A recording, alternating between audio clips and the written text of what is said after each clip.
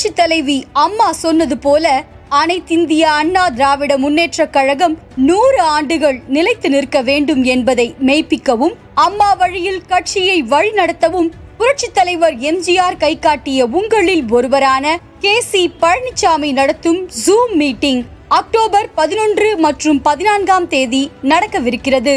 அதிமுகவின் உண்மை தொண்டர்கள் இந்த ஜூம் மீட்டிங்கில் கலந்து கொண்டு பேச விரும்பினால் கீழே உள்ள டிஸ்கிரிப்ஷனில் இருக்கும் எண்ணிற்கு அழைக்கவும். அதிமுகவின் எதிர்காலத்தை கொடிபிடிக்கும் தொண்டன் முடிவெடுப்பான். அழைக்கிறார் கே.சி. பழனிசாமி, முன்னாள் MP.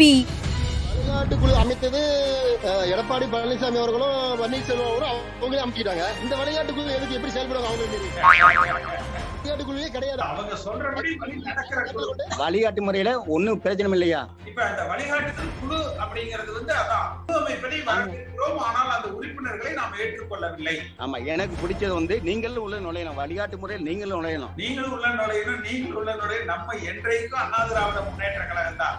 நாம எப்ப அதிமுக விட்டு வெளியே போனோம், ஒரு தாமரை குளத்துக்குள்ள நீச்சல் அடிக்க முடியாது. உங்களுக்கு எல்லாருக்கும் புரியும் நினைக்கிறேன். தாமரை வளர்ந்து இருக்கிற அந்த குளத்துக்குள்ள நீச்சல் அடிக்க முடியாது. அதே சமயத்துல அந்த குளத்தை விட்டு இவர்கள் வெளியேறவும் முடியாது. திமுக காட்டின பேராசையை நம்பி கடன் தள்ளுபடி வந்துடும் அப்படி இப்படின்னு சொல்லி எல்லாரும் மாத்தி ஓட்டு போட்டு யாருக்குமே கட்டணம் தள்ளுபடி வரல. எல்லாருமே இன்னைக்கு ஓடினா எல்லாருமே நிலுவையில போயிடுச்சு.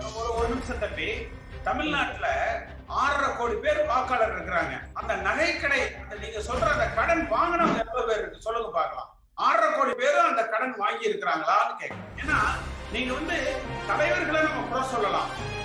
ஒரு ஒட்டுமொத்த தமிழ்நாட்டு மக்களை நம்ம குறை சொல்வது என்பது நம்மளே ஏமாற்றிக்கிறோம். எம்ஜிஆர் காலத்துல இருந்து இந்த கட்சியில வர்றவங்க ஒரு நகைக்கடன் தள்ளுபடிக்காக திமுக ஓட்டு போட்டாங்கன்னு ஒரு தொண்டனை குறைச்சு சொல்றது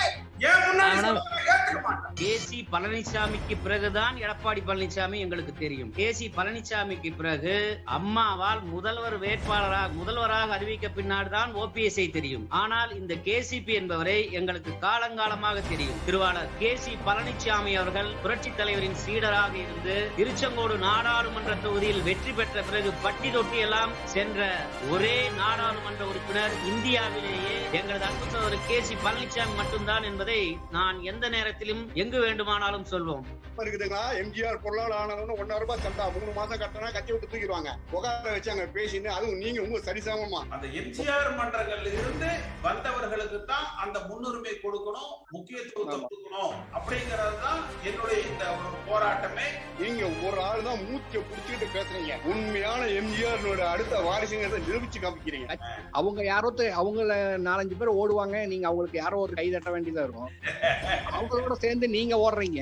உங்களுக்கு 4 பேர் கை தட்டுறவாங்க. நீங்க அந்த ரேஸ் இருக்கிறீங்க.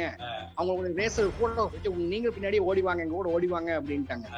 அம்மா இருக்கிறப்போ ஒரு பொதுச்செயலாளருக்கு ஒரு தேர்தல் வச்சு அதுல ஜெயிச்சு ஒரு முதலமைச்சருக்குரிய வேட்பாளரை தேர்ந்தெடுத்தாங்களோ அத மாதிரி இதை தேர்ந்தெடுக்கணும் சார். அதாவது அதிமுக அடிப்படை உறுப்பினர்களால ஒரு பொதுச் செயலாளர் தேர்ந்தெடுக்கப்படணும். அடிமட்ட தொண்டனை அதிகமா புறக்கணிக்கிறாங்க. ஈரோட்ல மேற்கு தொகுதியில செங்கோடமலைங்கிற கிராமத்துல இருக்கிறோம். செங்கோடமலை அதிமுக ஒரு வலிமையான பகுதி. அது முழுக்க அதிமுக பகுதி. அதிமுகவுக்கு வாக்களிக்கிற மக்கள் நிறைந்திருக்கிற பகுதி. எம்எல்ஏ இவங்க எல்லாம் ஊருக்குள்ள வராம இருக்காங்க. நம்ம ஒரு போன் பண்ண அட்டம் பண்ணாம இருக்கிறாங்க. இதுக்கு எதான ஒரு முடிவு வருமா? இவங்க நம்பி நம்ம ஓட்டு போட்டா எப்படி சார்? பிஜேபி கூட கூட்டு வச்சா ஏடிஎம்கே கொஞ்சம் ஜெயிக்கிறது வாய்ப்பு கம்மி தான் சார். கங்க்ராச்சுலேஷன். இதே மாதிரி யாருமே இதுவரை பண்ணதில்லை. ஃபர்ஸ்ட் டைம் உங்களுக்கு நான் பேசுறேன். முதலமைச்சர் வேட்பாளர்னு ஒருத்தர் நிறுத்திக்காங்க. தமிழ்நாட்டு கூட போட்டி போட்ட மாதிரி இல்ல, டெல்லி கூட போட்டி போட்ட மாதிரி இருக்கு. ஓபிஎஸ் அவர் ஜெயிக்கிற வழியை அவர் பார்த்துக்கிட்டோம். இபிஎஸ் அவர் ஜெயிக்கிற வழியை அவர் பார்க்கட்டும். இரட்டை இலை அதிமுக எம்ஜிஆர் அம்மா அவர்களது புகழ் வெற்றி பெறுவதற்கு உண்டான பணியை நாம செய்வோம். டிசம்பர் மாதம் மாவட்ட அளவுல கூட்டங்களை நடத்துவோம். ஜனவரி பிப்ரவரியில தொகுதி வாரியாக சென்று கூட்டங்களை நடத்துவோம். அடுத்த நிகழ்ச்சி புதன்கிழமை இருக்கு, 14ஆம் தேதி இருக்கு. அது 40வது ஜூம் மீட்டிங் தேவை என்பதெல்லாம்